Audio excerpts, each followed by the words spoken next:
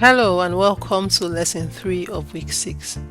In this lesson, we are going to look at how to manage our resources. My name is Mildred. In the last lesson, we looked at how to handle files, how to open and close files. Let's review that and we'll build upon that. Let's say we want to open this file called chapter1.txt. So I'm going to write chapter1 is equal to open, the name of the file, and the mode. If I'm opening in read mode, I don't need to specify it because it is the default. And then if I want to read the content of this chapter 1 file, then I can say chapter 1 content equal to chapter1.read. Right now, something we can also do with this read method is we can specify how many characters we want to read in the parentheses. Let's print it out and do that. The file name is wrong, and so I'll run again. So we have the content read out. If we say we want to have 6 characters, for instance, when I run this, it will only read the first Python. That's the first 6 characters. There is another one we can use, read line, when we read one line at a time, like this. So we can say read line and we'll have just one line, Python programming. And when we say read lines, it now prints each line as an item of a list when we use read lines. So these are other methods, you can explore them. And when we're done, we need to close, right? So we'll say chapter1.close. Now you see, if we forget to close this, what happens is that we begin to use up resources. Every time you want to open this file, you create a new object. The last one is not released, and at some point we'll begin to have something we call memory leaks, where the available memory gets reduced every time we create a new instance or every time we open a new instance of this file without closing it. Now, files, network resources. If you take our network programming course, you'll see where we want to establish a network connection, and if that is not closed also, it takes resources. So files, locks, and network are things that we want to take care that we release the resources that are used, and these are resource critical operations. It has 2 phases. The setup phase is when we open it, and then we have the teardown phase when we start closing the things that we have opened. So teardown phase is like closing the file, closing the network connection, releasing a lock, and things like that. In Python, we have a statement that we can use to help us manage our resources better without us having to bother about closing the file when we open it or closing the connection. What we do is that in a code block, once the block exits the file or the resource is released. So instead of using this like this, we can use the with statement. I'll comment this out and I'll show you. So I want to open a file. So I'll say with open. So I'll use the with statement and I'll open. I want to open chapter1.txt and I want to open this in read mode, has. So when I use the has, it's just like giving it a name that I can easily use, like we are saving it in chapter 1. So I want to store it in chapter 1. So I want to open this and then a colon, and then now you see that we have a code block because it's indented. Once this block ends, then the resource is closed. We don't need to close anymore. So we can say chapter1.read lines. So we can use this and we can say x is equal to chapter1.read lines, and then we'll print. Once we exit this code block, we're not closing. Now you see how this is easier to write.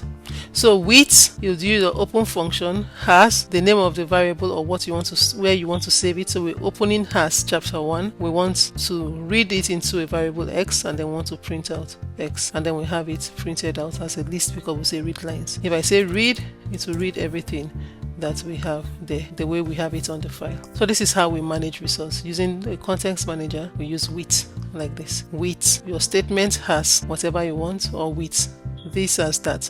So when we get to network programming, you see how we use a lot of this to open network connections and stuff. And we use it not just for opening files. Anything that involves that setup and teardown phase, you can use the context manager like this to release our resources. Now, anytime we load an external file like this, we want the program to check for possible issues like missing file, or maybe there is access permissions, or maybe we have just several different restrictions that can happen with those external files. We want to check for such things, and there is a general pattern that you have to consider. Now, we looked at modules in lesson 1 of this week, and we have built-in modules that we use to do that. And so professionally, when you want to handle files, or when you use files, you work with files, there are 2 modules that you have to get used to: the pathlib module and the login module. So we import pathlib like this, and then we import. So what does each of these module do? The pathlib module has classes that represents like the file system parts, and it works for different operating systems. And then the login module provides, we just like an interface for the code to just record the messages or only any events that occurs during the program execution.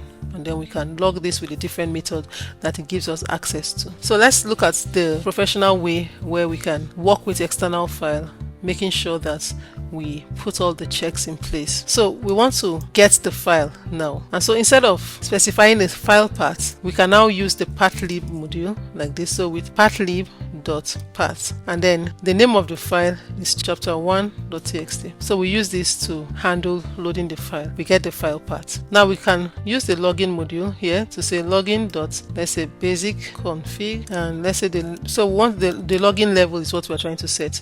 And let's say we just want info, right? So level is equal to login.info. When we look at the inbuilt modules in Python in details, then we're going to break down all of this. But for now, you just need to know how you need to handle this, especially when you open external resources. Now, we also looked at the exception handling, error handling in Python, where we use the try except block. So now you can use try.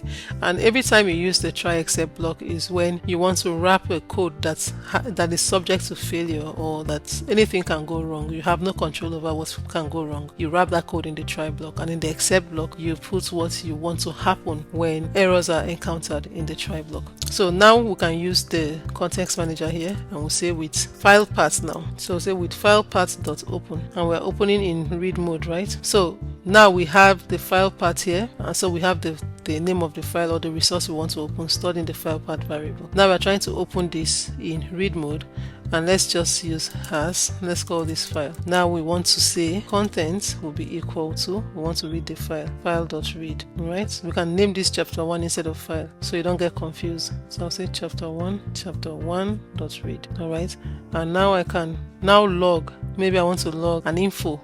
So login has the info method here, login.info, and I want to say file content read successfully. Okay, and if anything happens here, I want to use an except block, and I want to still use the login module. So I'll say login. So now I have access to the error method also, and I'll say login.error file not. Now when we use the except block, we can put inbuilt exception. There's a file not found error there, and we also have a file not exist. So you can put a list of different exceptions. Here I can also add another exception here. I can accept different layers of except blocks. I can say except. Again, I want to accept. I'll use the exception class like this, as E, to see exactly what error that I have. So I'll say login.error. Let's print out the error that has occurred. An error occurred like this, and then we put what the error is. E, right? So it's going to tell us the exact error that occurred. All right, so let's try to run this and see.